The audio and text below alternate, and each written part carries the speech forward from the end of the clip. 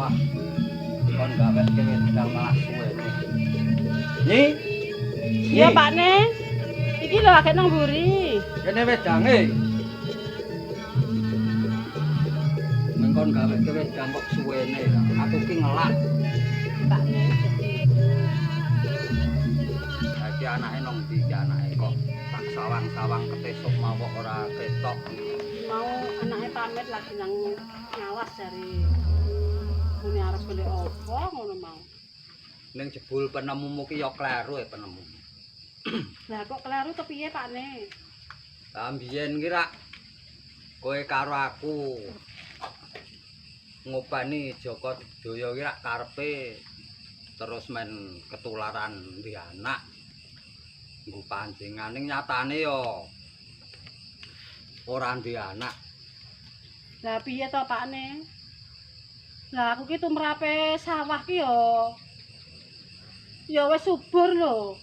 Lah ning sampean kuwi lho, lek ngelepi ora akeh banyune kok. Ora akeh banyune iki rak saiki pedahe tuwa. Mbiyen dek isih nom lah ku nglepi nganti awan bengi nganti boyoke potel. Ya nyatane kowe iki ya ora meteng kok ndadak nyucuh. Lah ya nyucuh, Pakne. Ya Lah wong saiki aku wis tak sirami nganggo banyu tlaga barang ya tetep subur. Ning karang kaya Pakne kowe kuwi lho, Pakne. saiki ngene. Piye, Pakne? Wis ora sah mikir perkara anak. Iya. Ya sawake dhewe trima senajan to dudu anake dhewe ning rak wis duwe Joko Daya. Iya, Pakne. Ah mongko pengenku. Mula Joko Daya ki tak kon ajar manah. Ki supaya sesuk kuwi bisa migunani nggo gawe negara lan iso nentremke kawula ing Mataram. Iya, Pakne. Aku ya setuju wae kok. Lah saiki ngene. Ning iki upama. Saredine Joko Daya ki ya wis akhir dewasa. Iya. Nek aku mono karepku ki terus kepengin duwe putu. Aku kepengin momong putu. Iya, Pakne. Lah sak ngertimu ki Joko Daya ki ketoke wis duwe pacangan apa durung. Saredine Joko Daya ki cedhake ro kowe, nek ro aku ki mung meneng e. Ya nek Joko Daya ki ya tak sawang-sawang ki ya kaya wis duwe pacangan. Nek ya mung urung bloko wae karo aku, Pakne. Ya coba sesuk ki kowe ngomongi alon-alon karo anakmu kuwi supaya gek men diju. Mergo aku ki mbuh kepengin momong putu. Aku balik.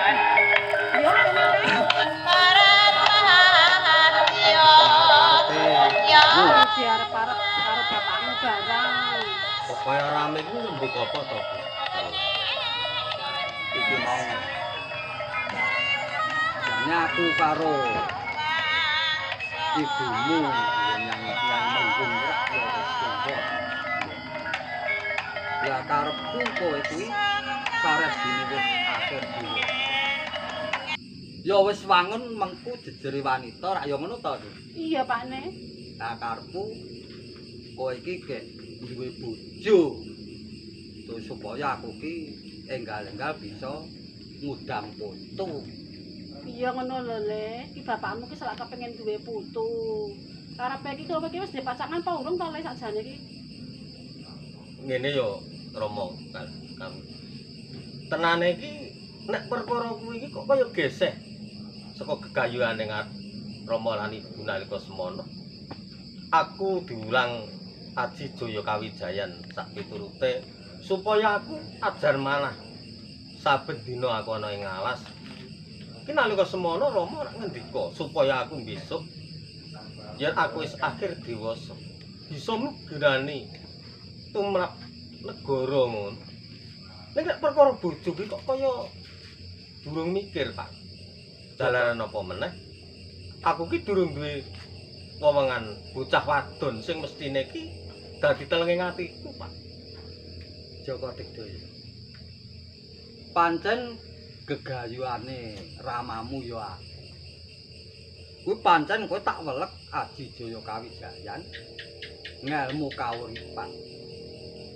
Supaya tembe kuwi bisa kanggo tentrem lan kepenake urip. Nanging ngene.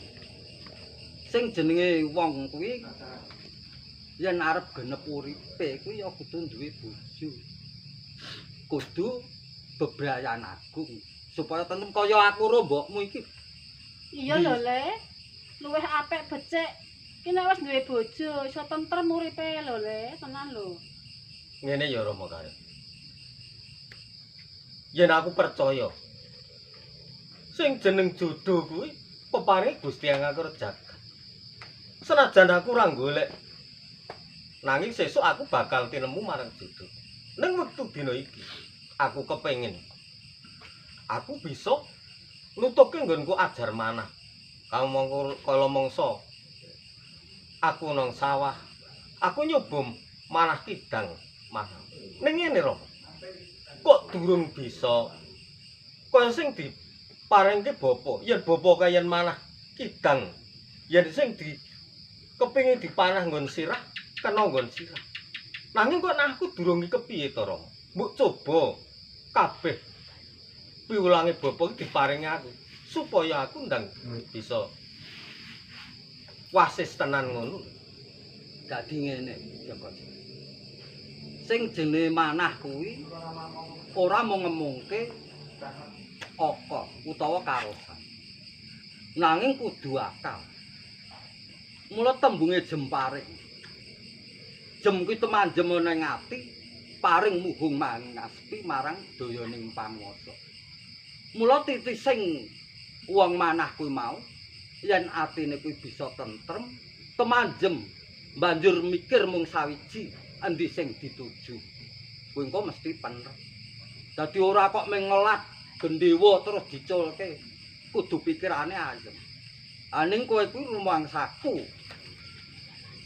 Ajar manah kuwi pikiranmu ki gronjalan wae ora ayem. Mula kuwi mau yen karepe bapa iki jane ya mboko sithik wong nyatane ya wis prigel sinajan to durung pinter. Ning karepe bapa lan Nyi Menggung kuwi bakune kowe kuwi terus duwe bojo. Iya, Le, bener kandhane bapakmu, Le. Saiki ngene Rama Menggung lan kandhane.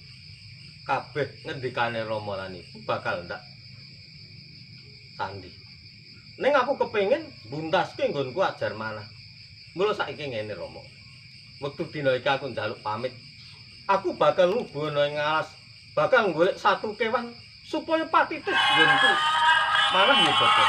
Wis ya Bapak, aku njaluk pamit. Sing ati-ati. Ya sing ati-ati ya, Le. Ya dipolesi.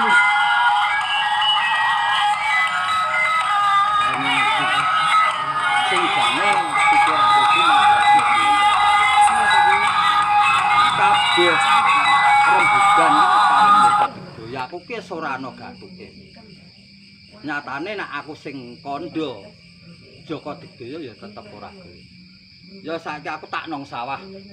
Sesuk ning titip ya. Iya, sesuk tak. Kowe nek engko Joko Digdaya ki jagongan kowe dhewe do dhewe ngono. Tak kandhanane Pak Le. Alon-alon dikandhani. Iya, alon-alon tak kandhanane. Wis iki dilebokke kono.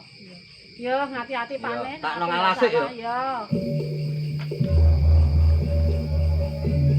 Alah. Bapakane karo anake kok ora padha karepe. Siji ngalor, siji ngidul. Jadi aku sing tak turut sik endi ngene iki.